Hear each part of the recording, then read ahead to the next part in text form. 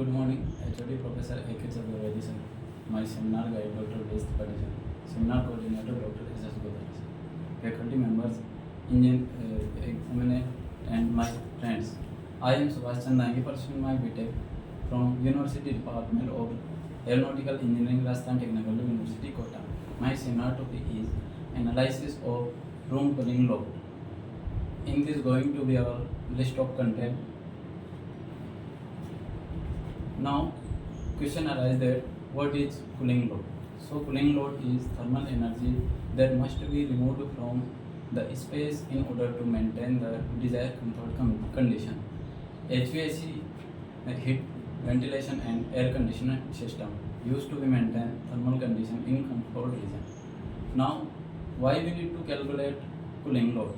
Here are some reason given in the selection and HVAC system design provide data for evaluation of the optimum possibility for the load reduction. To determine the mechanical equipment size, specify the required airflow to individual space to ensure a comfortable indoor environmental, protecting occupier well-being and cost-saving better building design. Now, here are some mechanisms for heat transfer and maintain here. Mention here: conduction, convection, and radiation. The next thing is how many types of cooling load in the room. So there are mainly two types. First, external, and second is internal cooling load component. There are mainly four types of external cooling load component. Heat gain through exterior wall and roof, solar heat gain through fenestration, conduction heat gain through fenestration, heat gain through partition and interior door, and mainly three types of internal cooling load component: people, electric, light and equipment and applications. Now we need to about design conditions. There are two main type of design condition. First, inside design condition and outside design condition. In inside design condition, we need to very well about indoor air temperature, mean radiant temperature, indoor relative humidity, outdoor ventilation rate, air path and environmental, sound level, pressure difference between space and surrounding.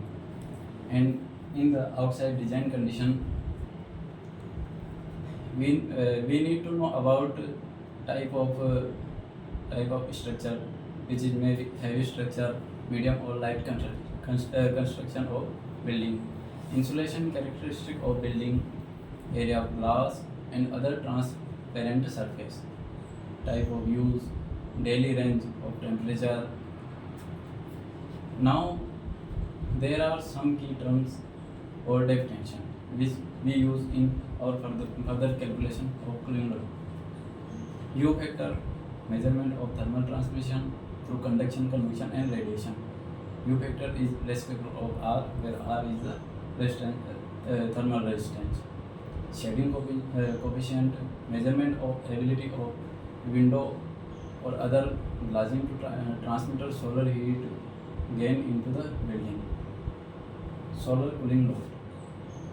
Solar cooling load factor, it represents the proportion of cooling load that due to solar radiation entire the building through window and other glazing surface. Cooling load factor. Now this cooling load factor, it represents the ratio of the actual cooling load due to design cooling load, and CLDT, that means mean cooling load temperature. Now solar heat gain coefficient, the ratio of solar heat gain entered through a window to a inside solar radiation, latent heat gain, the amount of heat added to a room or building by process that involve a change in moisture content or humidity, such as evaporator from people or surface, cooking and humidification. sensible heat gain. The amount of heat added to a room or building by processes that do not involve a change in moisture content or humidity occupy factor, the amount of heat generated by the people in the room. Now, this is time to calculate the cooling load. So, according to ASHE, residential cooling load calculate can be into 7 parts. First, window, door, wall, ceiling, infiltration and light, application and latent load. Now our calculation is going to 2 parts. First for the sensible load and second one is for latent load. In sensible load calculation we include roof, wall, window, ventilation, people and light. And in latent load we include moisture from ventilation, infiltration, people and other equipment. Now window load cooling calculation. In this window load cooling calculation, we can calculate this load using the formula Q is equal to AWGLF, where Q is equal to sensitive cooling load, A is equal to area of window over GLF glass load factor.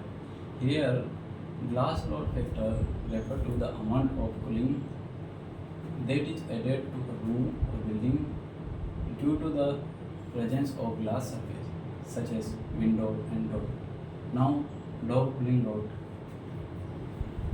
Now door cooling load can be calculated using the formula Q is equal to ADUD CLDT, where Q is sensible cooling load, A is equal to area of door, UD is equal to door U factor, and CLDT cooling load temperature difference. Now the wall sensible cooling load can be calculated using the formula QA AU CLDT, where UW is equal to wall U factor, CLDT cooling load temperature difference, and ceiling and floor sensible cooling load calculation. Now we can achieve this with the help of this formula Q is equal to AC UC CLDT plus AF UF CLDT, where AC is equal to area of ceiling, AF is equal to area of floor, UC is equal to ceiling U factor, UF is equal to floor U factor, CLDT temperature cooling load temperature difference. Now sensible cooling load coming from people, light and application can be calculated from QS is equal to NP into HP plus NL into HL plus Na into HA, where QS sensible cooling load due to people, light and application, NP is equal to number of people in the room or building, and HP is equal to sensible heat gain per person. Ni total lighting power density, HI sensible heat gain per unit of lighting power density, and number of application power density, HI sensible heat gain per unit of application power density.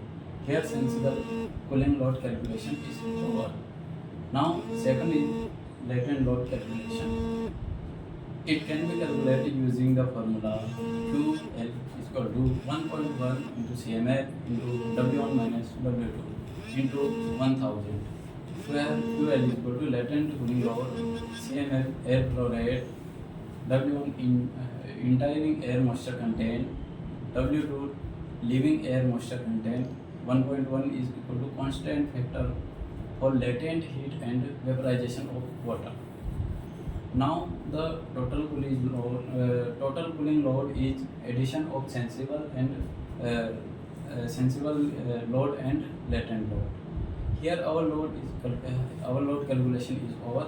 Now coming next to side, conclusion. The conclusion of the room cooling load calculation is to determine the amount of cooling required to maintain a comfortable indoor temperature in a particular room or space.